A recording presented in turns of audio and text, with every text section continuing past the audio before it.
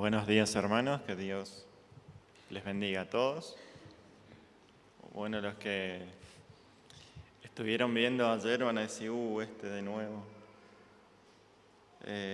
Pero bueno, el corte de luz nos obligó a cortar en cierto punto, así que sí. Perdone a los que estuvieron escuchando ayer, pero vamos a repetir el mensaje. Y ruego a Dios que Él nos esté hablando a todos nosotros a través de Él. Y para eso los invito a que me acompañen en la lectura en el libro de Primera de Pedro, el capítulo 2, el versículo 9. Y decíamos ayer que por lo general nosotros no nos ponemos a pensar en para qué estamos, o para qué venimos a la iglesia, o para qué somos cristianos. Sabemos que somos salvos, pero a veces no sabemos respondernos honestamente para qué. Y sé que muchos piensan que, bueno, si existe el infierno, yo no quiero terminar ahí, así que, bueno, voy a servir a Dios con gusto. O quizás a alguno le dijeron, bueno, hay un plan de Dios maravilloso para vos, así tener que venir a Dios. No digo que estas sean malas razones para servir a Dios. Lo que quiero decir es, ¿estamos seguros, tenemos completamente claro para qué? ¿Para qué Él nos salvó? El versículo dice, mas vosotros sois, 1 Pedro 2:9, vosotros sois linaje escogido, real sacerdocio, nación santa, pueblo adquirido por Dios, para que anunciéis las virtudes del que os llamó de las tinieblas a su luz admirable. Dios escogió un linaje para sí. Si miramos a la historia de Israel, dice que Dios les escogió a ellos de todas las naciones. Aunque era la más pequeña, Dios los escogió. Y el profeta Jeremías dice que Dios los escogió con un fin. Ellos debían dar a conocer a Dios. Él lo dice de esta manera, ser luz a todas las naciones. Es decir, dar a conocer a Dios a todo el mundo. Ahora ellos fallaron en su misión. Mezquinaron a Dios y querían solo para ellos. Jesús, antes de ser crucificado, Él le dice a los líderes judíos, ahora el reino de Dios le va a ser quitado a ustedes y va a ser dado a gente que produzca fruto para mí. O sea, que haga esto, que dé a conocer mi nombre a todas las naciones. Dios ha hecho la elección. No somos nosotros los que le elegimos a Él. Él nos amó primero. Y si miramos la historia desde Génesis, empezando por Abel, Dios fue escogiendo a personas en particular. Pasando por todos los patriarcas, muchos reyes, los profetas, los apóstoles. Dios los escogió y la tarea que le dio fue esta: den a conocer mi nombre a todos. No podemos imaginar a Noé diciendo, bueno, hay que resetear la humanidad. Hay demasiada violencia en la tierra, por lo tanto, voy a hacer un arca y necesito que me envíes los animales, que envíes la lluvia, que mueran todos los malos y empezamos desde cero. Fue idea de Dios, no fue idea de Noé.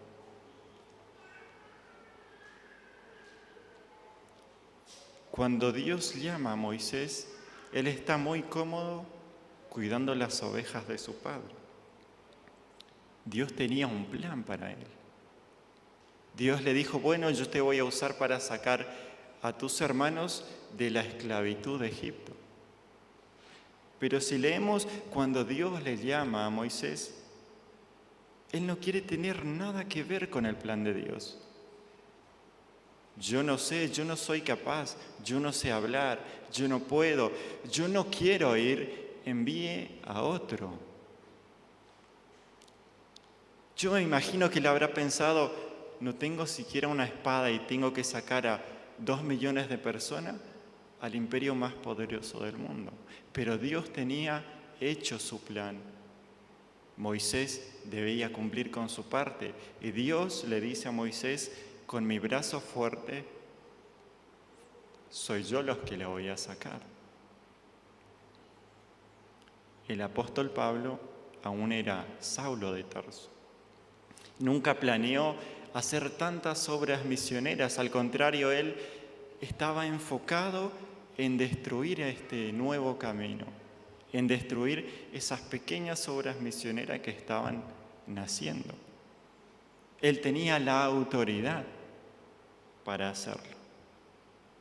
Pero un día se encuentra con el, por decirlo así, cabecilla de estas misiones, se encuentra con Jesús, a quien él estaba persiguiendo. Después de ese encuentro, el Señor pone de cabeza todo lo que él sabía y pensaba de Dios. Él era un maestro de la ley, había dedicado su vida completa a estudiar, pero Cristo no estaba en su fórmula. Ahí, pasado después 3 días, él estaba arrepentido y reflexionando en todo lo que le pasó, y Dios le habla a un hombre llamado Ananías y dice, ven a orar por Saulo, porque yo lo escogí a él como instrumento y me va a ser útil para llevar mi nombre a todos los gentiles, a los reyes y también a los hijos de Israel. Es Dios quien escoge y Dios quien envía, pero siempre con un propósito. Dios no hará nada que no tenga ningún propósito. Y me preguntaba cómo vemos entonces que muchas personas vienen a Dios con su propia lista de deseos. Y quiere que Dios cumpla esto, cumpla lo otro, dame esto y lo otro. Y si me das todo eso, yo te voy a servir.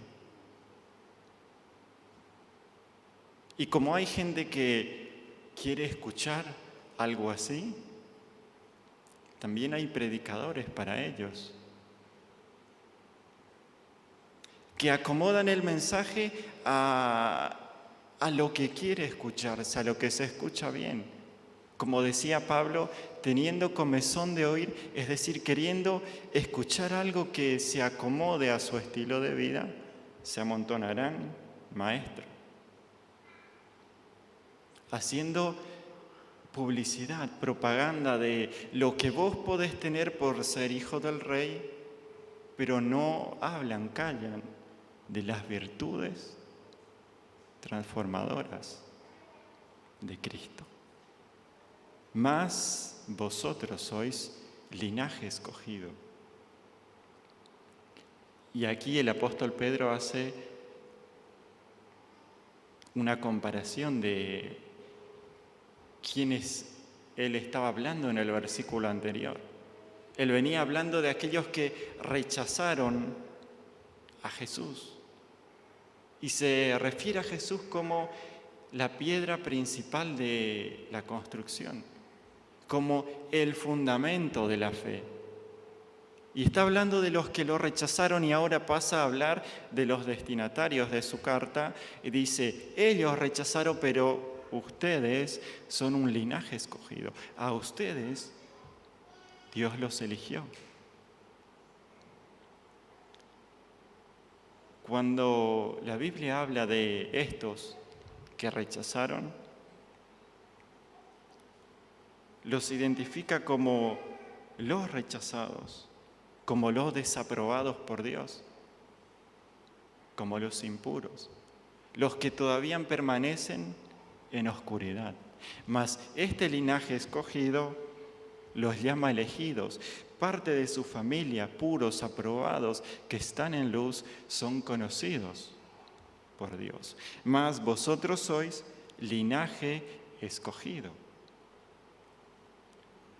Esta palabra linaje se utilizaba para distinguir a cierta estirpe de persona. Nunca se llevaba el linaje de los esclavos, sí de la gente importante, de los nobles, de los reyes. Esta palabra linaje significa ascendencia ilustre de una persona y siempre se usa para hablar de alguien importante o de su ascendencia importante. Y dice Pedro que ustedes son ese linaje escogido. Son una familia, la familia de Dios, cuya conexión con Dios es el Señor Jesucristo. Dijo Jesús, separado de mí nada pueden hacer, es decir, separados de Él estamos separados de su linaje. Linaje escogido, y podemos seguir hablando un montón acerca de esa nación santa que Dios eligió, de cómo Él compró, porque dice que pueblo adquirido por Dios. Hay mucho que hablar de eso, pero lo que yo quiero resaltar es ¿para qué? ¿Para qué Él hizo todo eso? Dice el versículo, para que anunciéis las virtudes de Dios. ¿Qué virtudes?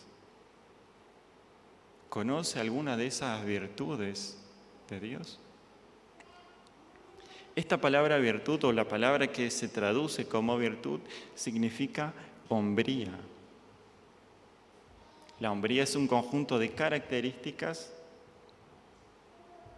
o cualidades morales de una persona, propias de la hombría. Por ejemplo, el valor, la honradez son propias de la hombría. Pedro dice, tenemos que dar a conocer esas características de Él. Pero no solamente significa eso, también significa excelencias. Esa calidad superior, esa bondad del Señor, que lo hacen a Él digno de aprecio.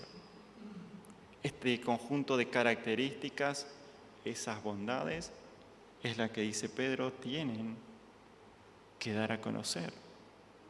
Teológicamente también lo llaman atributos de Dios,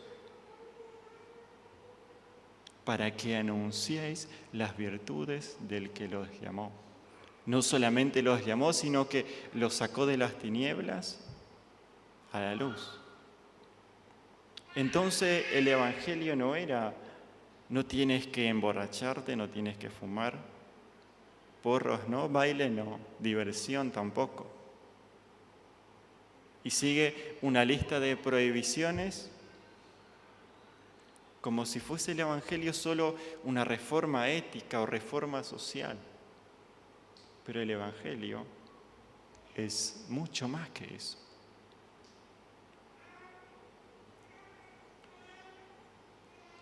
En teología, estas virtudes, como dije, tienen muchos conceptos. Por ejemplo, los clasifican entre atributos de grandeza, atributos morales, y dentro de cada uno hay varios conceptos, y en la medida que puede los teólogos explican de manera más clara o no qué significa, qué implicancia tiene para nosotros. Ahora, si miramos la vida del Señor Jesús en la tierra, Él dio a conocer sus virtudes de manera bastante sencillas y prácticas. Por ejemplo, Mateo capítulo 5 relata una historia de cómo Jesús, con su omnipotente autoridad, expulsa de un hombre muchos demonios. El endemoniado de Gadar. El hombre quedó tan sorprendido, estaba tan agradecido con Dios y le dijo, Señor, a partir de ahora, donde quiera que vos vayas, yo voy a ir. No se quería separar más del Señor, pero Jesús le dijo, no, mejor ve a tu casa, a tus amigos, a quienes vos los conozcas, y cuéntales cuán grandes cosas hizo Dios contigo. Esa autoridad omnipotente que Dios mostró en su vida, Él tenía que ir y divulgar, dar a conocer. En esa época, si había una enfermedad temida, era la lepra. Y cuenta en los evangelios muchos casos de personas a quien Dios sanó. Era terrible porque estas personas deberían abandonar su vida, sus posesiones, su familia, abandonar todo lo que tenía, apartarse de la sociedad y vivir solos. No podían acercarse a nadie que esté sano. En la mayoría de los casos, era como ir a un lugar solamente a esperar la muerte, porque no había esperanza de ser sanados.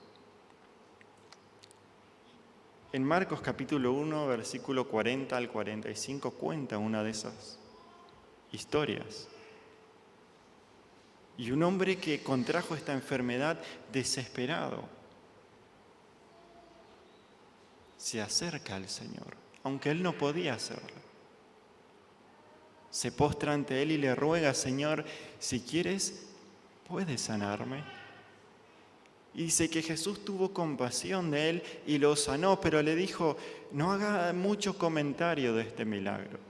Tienes que ir a tu casa, ir al sacerdote, hacer el rito, es decir, que el sacerdote certifique tu sanidad y puedas reincorporarte a la sociedad, puedas recuperar tu vida, tus posesiones, tu familia.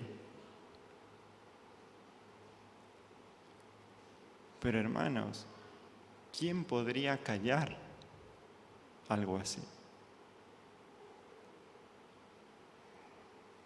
Imagínense que usted puso en pausa su vida y se tuvo que apartar de todo porque no podía continuar así, o porque estaba enfermo, o por alguna otra situación. Es más, no tiene ninguna esperanza de que se solucione el problema. Pero se encuentra con este Jesús.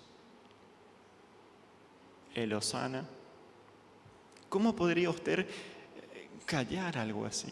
Este hombre salió y divulgó abiertamente lo que Dios había hecho en su vida. Yo sé que muchos de nosotros recibimos alguno de estos milagros de sanidad. Ese Jesús sanador es tan evidente en su cuerpo. Pues entonces, como dijo Jesús, puedes ir a los tuyos y contar de esas virtudes sanadoras de Cristo. Una vez leí un relato que, si bien se basa en una historia real, gran parte es producto de la imaginación porque la historia no lo registra. Dice que había un hombre preso. Estaba sentenciado a muerte. Solamente estaba esperando el día. Y me imagino yo que esa última semana, antes de su ejecución, debió ser eterna. Cada minuto debió ser eterno. Tuvo demasiado tiempo para pensar y reflexionar sobre sus actos. Quizás empezó a reflexionar acerca de su infancia, de su adolescencia, ahí por los barrios bajos de Jerusalén. Quizás pensó: bueno, si yo hubiese tenido un padre presente, o si tuviese alguien que me aconseje, mi vida hoy sería otra. Quizás sería un profesional, un profesor, un doctor, un comerciante. Quizás, si tuviese alguien que me diese dirección, hoy no estaría acá. Pero me educó la calle, me educaron mis amigos, y esto en lo que me convertí. Cierto día él se junta o se une a un grupo llamado, casi una secta, los celotes. Ellos se dedicaban a reclutar secretamente a personas armar una revolución y expulsar a Roma de Judea. No reparaban en nada para financiar su campaña. Recurrían al robo, asalto, asesinato. Pero un día lo atrapan. Quizás esa semana él habrá pensado: maldigo el día que cometí mi primer robo. Maldito el día que asesiné por primera vez. Pero llega ese día fatídico donde él tiene que ser ejecutado. Ese día por la mañana escucha muchos ruidos por las calles. Quizás entró a desesperarse porque sabía que su vida había llegado a su fin. Quizás pensó: toda mi vida fue un fracaso. Quizás no tenía siquiera un buen recuerdo para llevarse. A cierta hora de la mañana entran los guardias. Quizás él pensó: bueno, este es el fin de todo para mí. Pero para su sorpresa a él no le tratan con violencia, sino que le sacan afuera, lo entregan unos papeles y le dice: bueno, sos libre, te podés ir. Hoy van a crucificar a otro en tu lugar, Barrabás. Quizás sus oídos no podían dar crédito a lo que él escuchaba. O quizás pensó: bueno, voy a salir a la calle y me van a emboscar y me van a matar igual. Para su sorpresa, él sale a la calle, hay poca gente. Pronto él se da cuenta que toda Jerusalén va hacia el Calvario. Quizás él pensó: bueno, yo tengo que saber quién es ese hombre. ¿Será que habrán encontrado a alguien más bandido que yo? Quiero saber quién van a crucificar en mi lugar. Quizás va entre la multitud escondiendo su identidad, pero investigando quién es este hombre. Quizás llega ahí al Gólgota. Se levantan 3 cruces. Una de ellas está particularmente bañada en sangre. A los otros 2 él los conoce, pero a este, ¿quién es? Y él se da cuenta que ese lugar era el suyo. Para él estaba preparada esa cruz.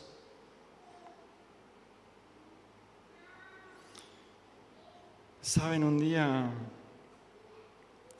yo me encontré así como Barrabás, simbólicamente a los pies de esa cruz, preguntándome: ¿realmente quién es ese hombre, ese tal Jesús de quien tanto hablan, que dicen que tomó mi lugar en aquella cruz? Yo no conozco todo acerca de esa doctrina de la sustitución, pero sé que puedo hablar de ese Jesús que tomó mi lugar en la cruz. Y como cantábamos ayer, no hay un lugar más alto al que podamos llegar que a los pies de esa cruz. Vino no para solucionar mis problemas, no murió ahí para que yo tenga solamente una buena vida, sino para solucionar el problema que es el pecado, para sacar mi vida de esas tinieblas hacia la luz admirable, para elegirme y que yo sea parte de ese linaje escogido. Y me di cuenta que no solo podría dar a conocer esas virtudes de manera verbal, sino que vos también, con tu comportamiento, con tus actitudes, con tus acciones, podés dar a conocer la misericordia, la fidelidad, la honradez, el perdón, la paciencia, el amor de aquel que te eligió y que te sacó de las tinieblas hacia su luz admirable. Ahora, pensando todo esto, ¿no le parece que queda muy corto decir soy cristiano para ir al cielo? ¿No queda sabor a poco decir soy cristiano para tener una buena vida y estar protegido de los males? Parece que hay más. Sí hay más. Como nos dice Pedro, mas vosotros sois linaje escogido, nación santa, pueblo adquirido por Dios, para que des a conocer las virtudes de ese que te llamó de las tinieblas a su luz admirable. Hoy sos parte de su ilustre lenguaje, de su ilustre linaje, perdón. Y no es nada más que para eso, para que des a conocer esas virtudes que te mostró tan claramente a vos. Quiero invitarlos a que se pongan en pie y vamos a orar. Te damos, Padre, gracias en esta mañana, porque sabemos bien que no lo merecíamos, pero has hecho esta elección. Has derramado tu sangre para comprarnos y para hacernos para ti reyes y sacerdotes. Y hoy somos parte de ese linaje escogido.